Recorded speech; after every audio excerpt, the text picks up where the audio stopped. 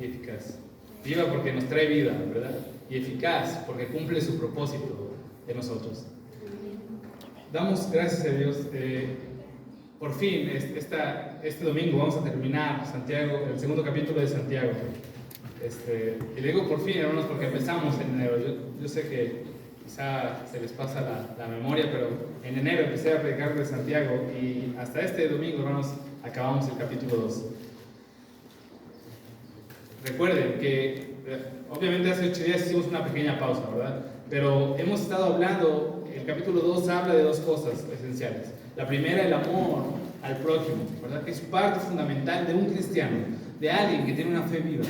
Y la segunda parte habla de la relación que debe de haber entre la fe y las obras que nosotros hacemos. Lo que hoy, hermanos, vamos a ver es esa relación entre la fe viva y las obras. Vamos a Santiago 2, versículos del 20 al 26. Santiago 2, versículo 20 al 26. ¿Ya lo tienen, hermanos? Vamos a hacerlo alternadamente. Yo leo el 20, ustedes el 21 y en el 26 nos unimos. Así dice la palabra de Dios. ¿Mas quieres saber, hombre vano, que la fe sin obras es muerta? No fue justificado por las obras Abraham, nuestro padre, cuando ofreció a su hijo Isaac sobre el altar. ¿No ves que la fe actuó juntamente con sus obras y que la fe se perfeccionó por las obras? Y se cumplió la escritura que dice: Abraham creyó a Dios y le fue contada por justicia y fue llamado amigo de Dios. Vosotros veis, pues, que el hombre es justificado por las obras y no solamente por la fe. Asimismo también Abraham, la ramera, no fue justificada por obras cuando recibió a los mensajeros y los envió por otro camino. Porque como el cuerpo sin espíritu está muerto, así también la fe sin obras está muerta. Amado Padre, te agradecemos tus bondades, te agradecemos tus cuidados, te agradecemos tu fidelidad, Padre. Pero en esta hora, Padre, permite que tu palabra penetre hasta lo profundo de nuestros corazones. Que haga la obra que has puesto en ella, Padre, en cada uno de nosotros. Y te suplicamos, Padre, que nos hagas crecer en nuestra fe. Pero también, Padre, te pedimos que nuestras obras sean evidencia de esta fe viva que has puesto en cada uno de nosotros. Usa a este siervo humilde, Padre, para comunicar tu palabra. Es lo que te suplicamos en este tiempo, en el nombre de tu Hijo Jesús. Amén. Amén. Terminábamos, ¿verdad? Los últimos versículos anteriores, el 18 y el 19, hablando de un punto importante. Alguien puede ser un buen teólogo, alguien puede conocer la Biblia perfectamente, pero aún así tener una fe muerta. Decía el versículo 19, ¿tú crees en Dios? ¿Tú crees que Dios es uno? Bien haces. Dice, también los demonios creen y tiemblan. Hemos estado hablando acerca de esa dualidad. Algunas personas han dividido la fe viva y las obras. Han dicho o es una o es otra. Sin embargo, lo que estamos viendo es que van siempre unidas. Y es lo que vamos a ver, que hay una estrecha relación entre una fe viva y las obras que nosotros producimos, los frutos que nosotros hacemos. El versículo 20 dice, mas quieres saber, hombre vano, que la fe sin obras es muerta. Hombre vano habla de un hombre vacío, de un hombre ineficaz, que no puede hacer lo que le han encomendado. Dice, una fe muerta, una fe sin obras es muerta. La fe que viene de Dios siempre es viva. Nada que de Dios es algo muerto. La fe que Dios produce en nosotros es algo que va a producir frutos necesariamente. Si no produce frutos, dice Santiago, es muerta. Esta palabra de muerta se usa o se usaba comúnmente en árboles, que se dice que son estériles, ¿verdad? Que nunca dan fruto. Dice, esta fe es muerta, es incapaz de dar vida, es incapaz de actuar, quizá por falta de nutrientes o energía, o simplemente porque el árbol ya se murió. Lo que está diciendo Santiago, si tu vida no produce obras, si no ves un cambio en tu vida, si tú no amas a Dios y a tu prójimo, quizá tengas una fe muerta. Dice, hombre vano, que piensas esto. El versículo 22, Santiago va a usar un argumento bíblico para respaldar su argumento acerca de que la fe y las obras siempre van juntas. Dice el versículo 21, ¿no fue justificada por las obras Abraham, nuestro padre, cuando ofreció a su hijo Isaac sobre el altar? Dice, empieza a dar un ejemplo bíblico acerca de Abraham. Es interesante cómo lo llama. Dice, nuestro padre. ¿Saben por qué es llamado nuestro padre Abraham? Incluso cantamos, bueno, si fueron niños, ¿verdad? En la iglesia cantaron esa cancioncita que dice que nuestro padre Abraham, ¿verdad? ¿Saben por qué también es nuestro padre? Vamos a Gálatas 3, versículo 19. Esta frase la usan mucho los judíos para referirse a que son judíos de hueso colorado, ¿verdad? Que nacieron en una familia judía, que son hijos de judíos, que su padre biológico, obviamente por generaciones arriba, fue Abraham. Sin embargo, Pablo en este capítulo, en Gálatas 3, está hablando de que únicamente por la fe podemos ser nosotros añadidos a ese pueblo adquirido por Dios, y somos hijos espirituales de Abraham. Gálatas 3, versículo 19 dice: entonces, ¿para qué sirve la ley? Fue añadida a causa de los transgresores, hasta que viniese la simiente por quien fue hecha la promesa, y fue ordenado por medio de los ángeles. Perdón, es Gálatas 3, 9. Yo le puse un poquito de más. Dice, de modo que los de la fe son bendecidos con el creyente Abraham. Aquellos que han puesto su fe en Jesús han sido injertados. Pablo habla acerca de la vid verdadera, ¿verdad? Y dice, aquellos que han puesto su fe, es como si injertaran una rama en la vid verdadera. Ahora somos pertenecientes a la simiente de Abraham. ¿Por qué? Porque a través de ella, de esa simiente de Abraham, iba a venir una bendición para todo el mundo. Aunque habla de Jesús, también habla de una salvación para los hijos de Abraham. El versículo 7, Gálatas 3:7 dice, sabed por tanto que los que son de fe, estos son hijos de Abraham. Por eso nosotros también somos llamados hijos de Abraham. Por eso Santiago es probable que esté en su pensamiento esas palabras de Pablo, ¿verdad? Diciendo, nosotros también somos hijos de Abraham, obviamente a través de la fe. Quizá no somos judíos de sangre, sin embargo, por la fe hemos sido llamados hijos de Abraham. Pero ¿qué pasó con este Abraham? Dice, cuando ofreció a su hijo Isaac no fue justificado Abraham por haber ofrecido a su hijo Isaac sobre el altar. Este hombre, Abraham, es muy importante dentro de la historia bíblica. Tiene muchas cosas que hizo en su vida. Sin embargo, es caracterizado por un hombre de fe. Es llamado también el padre de la fe, ¿verdad? ¿Por qué es llamado el hombre de la fe? Es llamado hombre de la fe debido a que mostró su obediencia a Dios. Vamos a Hebreos 11, versículo 8. Hebreos está antes de Santiago. Hebreos 11, versículo 8.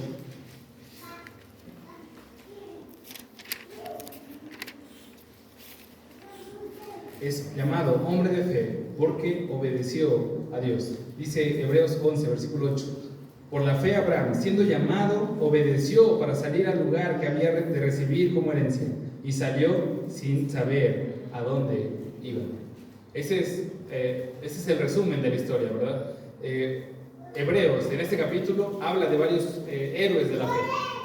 Y empieza por Abraham, diciendo, miren, Abraham salió primero del lugar que Dios le iba a dar. Él estaba en la tierra de Canaán, y Dios le pidió que saliera de ese pueblo. Y ya lo vimos en la mañana, acerca de esa promesa que había de dar a Abraham. Sus hijos iban a tomar el pueblo. Sin embargo, por unos años, por 400 años, iban a ser esclavos en Egipto.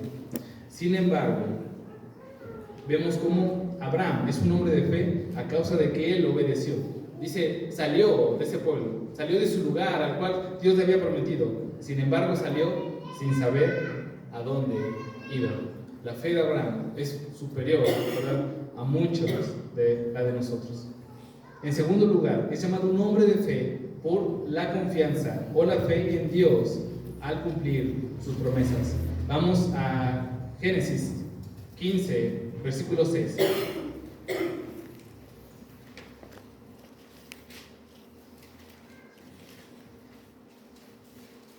Génesis 15 nos habla, nos cuenta la promesa de Dios a Abraham de que iba a tener un hijo, ¿verdad? Recuerden que Abraham ya era un anciano. Incluso su hijo se llama Isaac, que significa risa, porque su esposa, cuando Dios le promete que va a tener un hijo, se ríe. Entonces es interesante. Isaac se llama Isaac a causa de que su esposa se rió cuando Dios le prometió que le iba a dar un hijo. Pero vemos muy al contrario de su esposa, Abraham, siendo un hombre de fe, creyendo completamente en la promesa de Dios. Vamos a Génesis 15, versículo 6. Dice, y creyó a Jehová, y le fue contado por justicia. Esta es una promesa. Dios le dice, vas a tener un hijo. ¿No? A pesar de tu edad, vas a tener un hijo. ¿Y qué hizo Abraham? A diferencia de su esposa Sara, dice, él creyó. ¿Y qué pasó cuando creyó? Le fue contado por justicia. También es un hombre de fe a causa porque mostró su obediencia a su fe. Mostró obediencia por su fe. Vamos a Hebreos 11, versículos 17 al 19.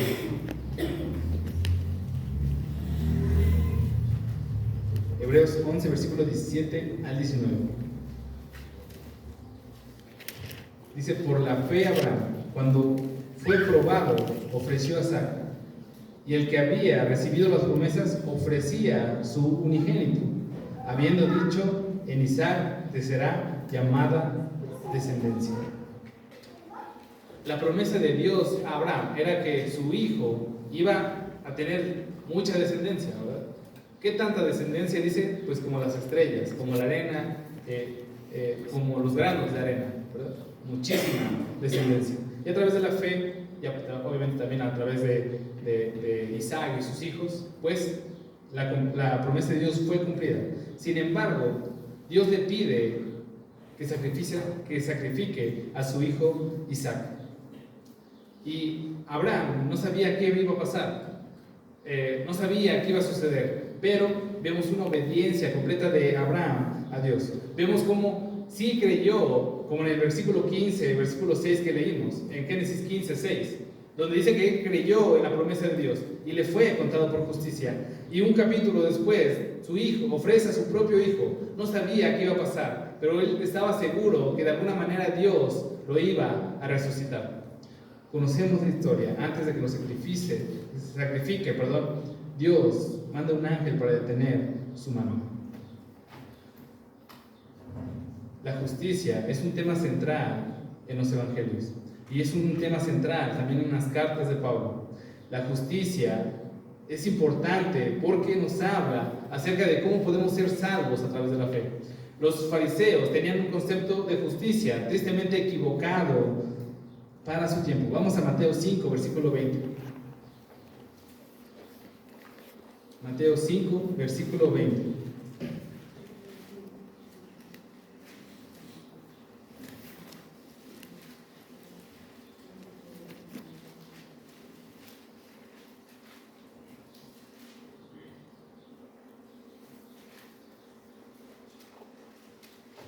Dice la palabra de Dios: porque os digo que si vuestra justicia no fuere mayor que la de los escribas y fariseos, no entraréis en el reino de los cielos.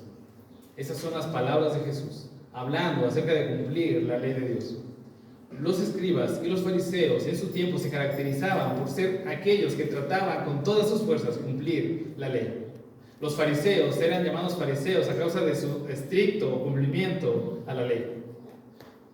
Y Jesús dice, si tu justicia no es mayor que la de ellos, dice, no puedes entrar al reino de los cielos. ¿Qué significa? ¿No decíamos que eran los que más trataban de cumplir la ley? Pues, tristemente, ellos querían cubrir su justicia interior, su injusticia interior, con las obras que hacían. Por eso se paraban en las calles a orar, por eso echaban muchas monedas al ofrendero para que sonara mucho, ¿verdad? Echaban muchas de peso para que sonaran cómo caían y caían las monedas, para tratar de cubrir su pecado interior. Hacían cosas para que fueran lavados en su intento de lavar su culpa. Pero Jesús dice, si tu justicia no es mayor que la de ellos, no puedes entrar al reino de los cielos. ¿Qué significa eso? Pues Jesús, solamente en Jesús, nosotros cambiamos de corazón. Y ahí en ese cambio de corazón, nuestro corazón es capaz de obedecer la ley de Dios. Empieza la justicia desde nuestro corazón hacia afuera. Los fariseos querían limpiar su corazón de afuera hacia adentro. Pero lo que hace Jesús a través de la fe es cambiar nuestro corazón de adentro hacia afuera. Por eso nuestra justicia puede ser mayor que la de los fariseos. Vamos a Romanos 3, versículo 20. Los fariseos pensaban que tratando de cumplir lo más que pudieran la ley, iban a poder ser salvos. Romanos 3:20 dice, ya que por las obras de la ley ningún ser humano será justificado delante de él, porque por medio de la ley es el conocimiento del pecado. Dice Romanos, nadie va a poder alcanzar la salvación a través de cumplir la ley. ¿Por qué? Porque tristemente a través de la ley vemos que somos más pecadores de lo que pensamos. Entonces, ¿qué necesitamos? Pues la respuesta está en Romanos 1, versículo 13. Es un pasaje que quizá han escuchado mucho. Romanos 1, versículo 16.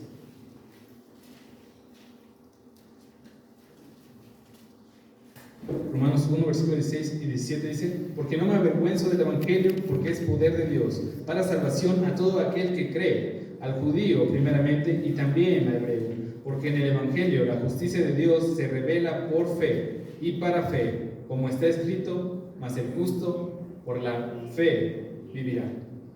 ¿Qué nos está diciendo? Nosotros, este pasaje nos gusta mucho para salir a evangelizar, ¿verdad? Decimos, yo no me avergüenzo del Evangelio, por lo tanto, a toda criatura le voy a evangelizar. Sin embargo, dice, miren, este Evangelio tan precioso, que tiene el poder de Dios, que es poder de Dios para salvación, es poder de Dios porque destruye lo más duro en el hombre, que es su corazón. Y esto, dice, en este Evangelio podemos tener vida. ¿Por qué? Porque se ha mostrado la justicia de Dios por la fe y para la fe. Dice, el justo por fe vivirá. ¿Quién se va a salvar, hermanos? Aquel que haya puesto su fe en Jesús, nadie más. Aquel que haya puesto su fe en Dios. Por todas las edades, desde Abraham hasta hoy en día, todas las personas que han puesto su fe en Jesús se salvaron. David, ¿por qué se salvó? ¿Por ser un buen rey? ¿Por matar a Goliat? ¿Por tomar muchas ciudades? ¿Por qué se salvó David? Por su fe en Dios. ¿Por qué se salvó Abraham? ¿Por matar a su hijo? Por la fe en Dios. ¿Por qué nos hemos salvado nosotros? ¿Porque somos muy buenos? ¿Porque venimos a la iglesia? Únicamente por la fe en Jesús. Pero entonces, ¿qué pasa? ¿No Santiago está diciendo que Abraham fue justo por las obras que hizo? Dice, no fue justificado por las obras Abraham, nuestro padre, cuando ofreció a su hijo Isaac sobre el altar. Aquí en Romanos decimos que es por fe, pero Santiago está diciendo que es por obras. ¿Qué pasa aquí? Bueno, para entenderlo, debemos entender el versículo. Vamos a Génesis 5, versículo 6. Génesis 15, versículo 6.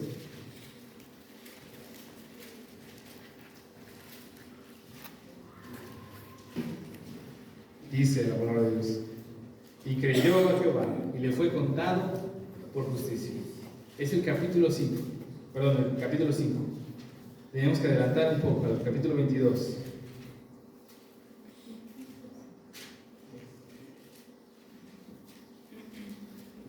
Capítulo 22, versículo 2. Dijo, toma ahora tu hijo, tu único Isaac, a quien amas, y vete a la tierra de Moriah, y ofrécelo allí en holocausto sobre uno de los montes que yo te diré. Y dice el versículo 16, y dijo: por mí mismo he jurado, dice Jehová, que por cuanto has hecho esto y no me has rehusado a tu hijo, tu único hijo, de cierto te bendeciré y te multiplicaré tu descendencia como las estrellas del cielo y como la arena que está a la orilla del mar. Y tu descendencia poseerá las puertas de sus enemigos. En tu simiente serán benditas todas las naciones de la tierra, por cuanto obedeciste a mi voz. Y volvió Abraham a sus siervos, y se levantaron y fueron juntos a Bersabé, y habitó Abraham en Berseba. ¿En qué capítulo fue Abraham declarado justo? En el 15. Y en el capítulo 22 es el capítulo donde ofrece a su hijo. Son 40 años de diferencia. ¿Qué estoy tratando de decir? Estoy tratando de decir que la fe de Abraham produjo obras. Igual nosotros, hermanos, no esperemos tantos años en producir obras, ¿verdad? 40 años. Pero lo que debemos entender es que Abraham mostró su fe a través de la obediencia. Nosotros, ¿cómo podemos agradar a Dios? ¿Cómo podemos demostrar nuestra fe en Dios? A través de darle frutos dignos de arrepentimiento.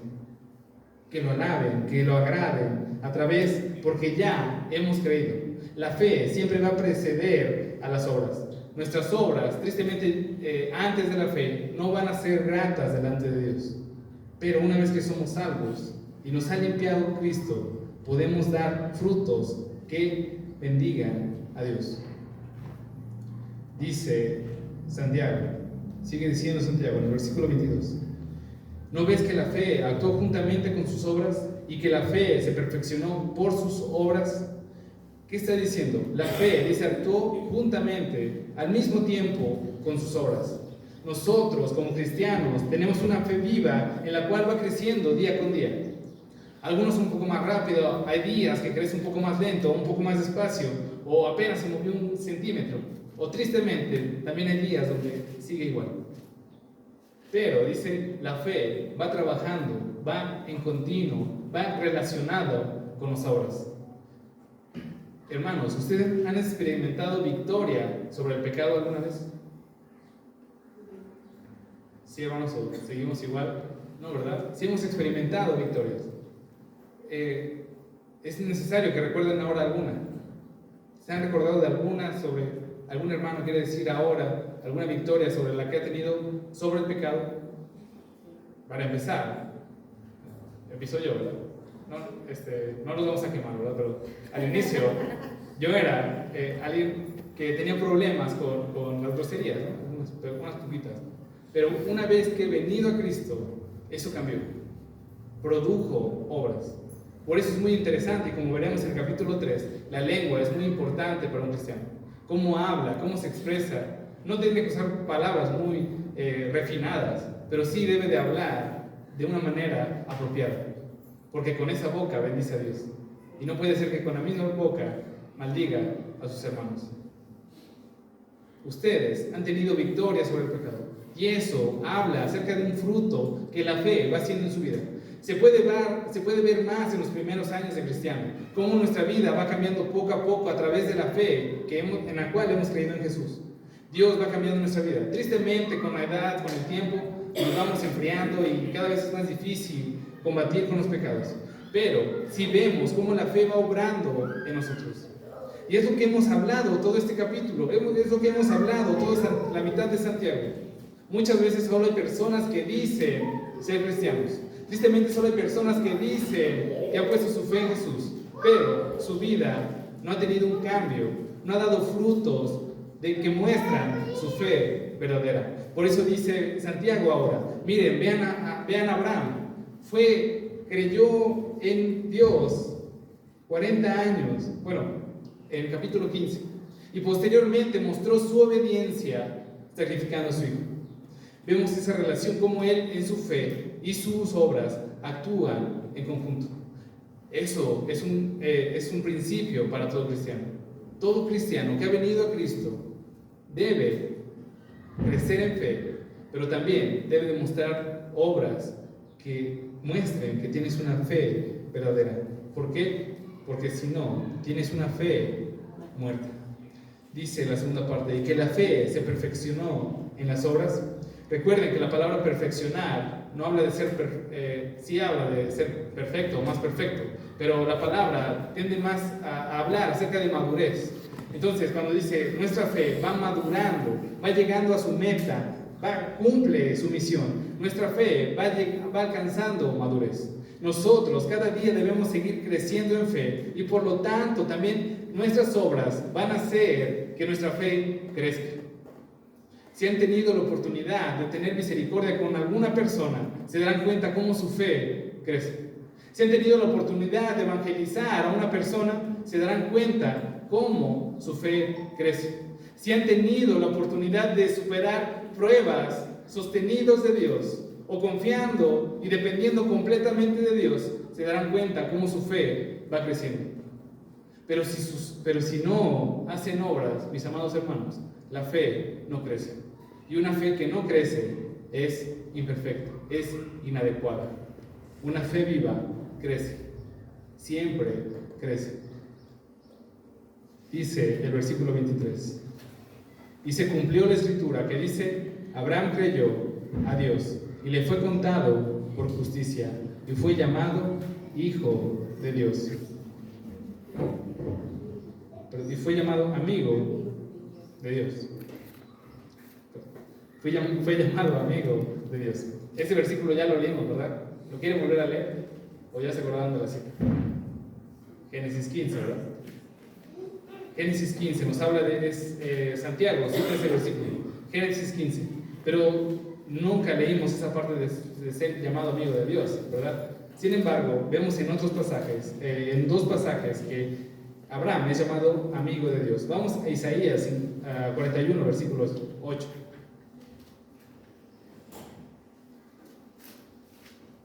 Isaías 41, versículo 8. Dice, pero tú, Israel, siervo mío eres, tú, Jacob, a quien yo escogí, descendencia de Abraham, mi amigo. Esa es la voz de Dios. Qué impactante es ser llamado amigo de Dios. Pero Abraham es llamado así. Nosotros somos sus hijos, ¿verdad? Algunos tienen el honor de ser llamados sus siervos. En teoría todos somos siervos de Dios, pero algunos son llamados a trabajar solamente para Dios y es un gozo. Sin embargo, ser llamado amigo de Dios es algo de intimidad. Habla de cercanía, habla de tener una relación íntima, ¿verdad? No puedes llamar a un amigo a alguien con el que no hablas, ¿verdad? Que cuando lo ves te cruzas de la calle, ¿no? Eso no es un amigo. Habla de intimidad. Dice, nosotros, gracias a Cristo, podemos tener esta intimidad con Dios, esta cercanía con Dios. Entonces es interesante cómo Abraham es llamado amigo de Dios. Le fue contado por justicia. Habla de un momento exacto. Nosotros, una vez que creemos, en ese preciso momento, somos justificados. Dice el versículo 24, en Santiago 2, 24. Vosotros veis, pues, que el hombre es justificado por las obras y no solamente por la fe. ¿Qué significa ese versículo? No significa que somos salvos por lo que hacemos, sino la palabra importante que hay que recalcar es y no solamente por la fe. A lo que se refiere es que la fe y las obras siempre deben de ir juntas, no pueden ir separadas, no puede ser una u otra, es lo que veremos al final. Pero lo que está diciendo Santiago es que nosotros somos salvos por la fe y las obras, nada separado, no solo las obras, no solo la fe, no solamente decir, sino la fe siempre irá acompañada de las obras. Dice el versículo 25. Asimismo, también Rahab la ramera no fue justificada por obras cuando recibió a los mensajeros y los envió por otro camino. Rahab es un personaje muy interesante. Rahab se encuentra en Josué 2 al capítulo 6. es la historia de cómo el pueblo va a tomar posesión de la tierra de Canaán. Y cuando llegan a una ciudad muy fortificada, la ciudad de Jericó, se encuentra que es impenetrable, ¿verdad? Tiene unos murallas muy grandes. Conocemos la historia. Sin embargo, mandan a unos espías para ver la ciudad, cómo la pueden atacar, qué pueden hacer. Y cuando entran esos espías, se encuentran en esta mujer. Es Rahab, ¿verdad? Y es curioso que cada vez que se nombra Rahab, se le da ese adjetivo, ramera. Siempre que se nombra, se reconoce o se cita su adjetivo, que es una ramera, alguien que era una prostituta. Pero, muy por el contrario, a pesar de su reputación tan mal, ella mostró fe en Dios. Creyó, y no solo creyó, sino también obró cuando recibió a los espías. Y no solo cuando los recibió, sino también cuando los envió. Es interesante cómo la fe en esta mujer le hizo tan grande que es descendiente, está en la rama genealógica de Jesús. Es nombrada cuando Jesús es en su genealogía. Es madre de Boaz. Boaz es el esposo de Ruth. Si se acuerdan un poquito, ya me estoy metiendo en la historia mejor. Regresemos, ¿verdad? Al tema. Rahab es un personaje muy interesante. Tenía una reputación muy mala, pues siempre se le describe como la ramera. Sin embargo, por su fe y por las obras que dieron esa fe viva, tuvo una gran redención. Y eso es algo de aliento para nosotros, hermanos, porque tristemente, a pesar de nuestro historial, a pesar de nuestra reputación, a pesar de que una vida antes fuimos muy malos, la fe en Dios es tan grande que nos cubre y nos limpia, nos da una nueva vida. Por eso podemos adorar a Dios con toda confianza. Y en Santiago cita este pasaje, dicen, vean a Rahab, nosotros podemos ser los mismos, podemos ser identificados con ellos, con un historial malo. Sin embargo, nuestra fe va también a producir obras, y eso nos hará nuevos hombres. Dice el versículo 26 por último, porque como el cuerpo sin espíritu está muerto, así también la fe sin obras está muerta. Santiago se caracteriza siempre por usar una ilustración. Y esto, hermanos, es muy fácil de entender, ¿verdad? Cuando vamos a un velorio, vemos el cuerpo. Está ahí, pero su espíritu ya no está ahí. Y ahí sabemos que ya no está vivo. Hay casos médicos en los cuales las personas mueren, tienen muerte cerebral, sigue su corazón bombeando, siguen respirando, sin embargo, ya no están ahí. Su espíritu ya no está ahí, están muertos. Entonces Santiago dice, hay una unión muy estrecha entre la vida y el cuerpo. El alma y el cuerpo tienen que estar unidas para que haya vida. Y si no están unidas, está muerto. Lo que está diciendo Santiago en este versículo no es que la fe sea como el alma y las obras sean como el cuerpo, sino lo que está diciendo es la relación en la que deben de estar las dos unidas. Lo que nosotros en estos días podríamos entender es la fe y las obras son como la uña y la mugre. Siempre van juntas. Siempre van juntas, ¿verdad? Eso es lo que está diciendo Santiago. La fe y las obras siempre estarán juntas, nunca estarán separados. Si tú vienes a Dios con tus obras, es unas obras muertas. Si vienes con tu fe, solamente con tu fe sin tus obras, es una fe muerta. ¿Qué necesitamos para ser agradables delante de Dios? Una fe viva, que sea una fe y esté acompañada siempre de obras. Esa es la fe que nos salva, esa es la fe que viene de parte de Dios. Hoy, hermanos, somos retados por Dios a examinar nuestras vidas, a ver si hemos crecido en fe, si hemos mostrado nuestra fe genuina con las obras. Y si no es así, hoy es el día en el que nos pongamos de cuentas o en cuentas delante de nuestro Dios.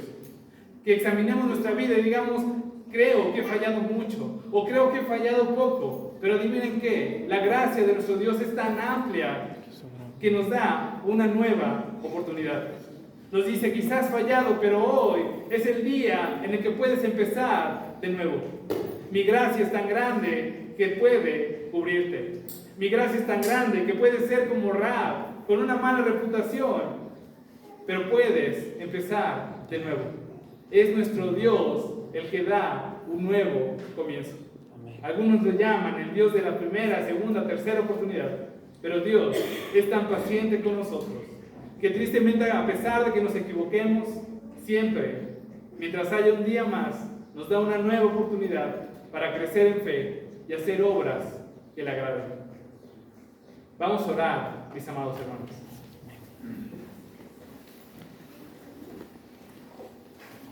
Padre Santo, te agradecemos tus bondades y misericordias que son tantas y tan abundantes. Padre, en este tiempo te suplicamos que sigas haciendo tu obra en nosotros, que nos sigas llenando de esta fe, Padre, viva, esta fe que crece, esta fe que evidencia frutos que son agradables delante de ti.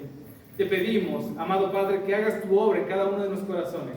Y Padre, si te hemos fallado, si hemos tropezado, Padre, te pedimos de tu gracia para ser restaurados, pero también de tu gracia para mostrar esta fe viva en la cual hemos creído. Porque sabemos y recordamos que tú eres fiel y guardas tu palabra. Es lo que te suplicamos, amado Padre, en el nombre de tu Hijo Jesús. Amén. Amén. Pueden tomar sus lugares, hermanos.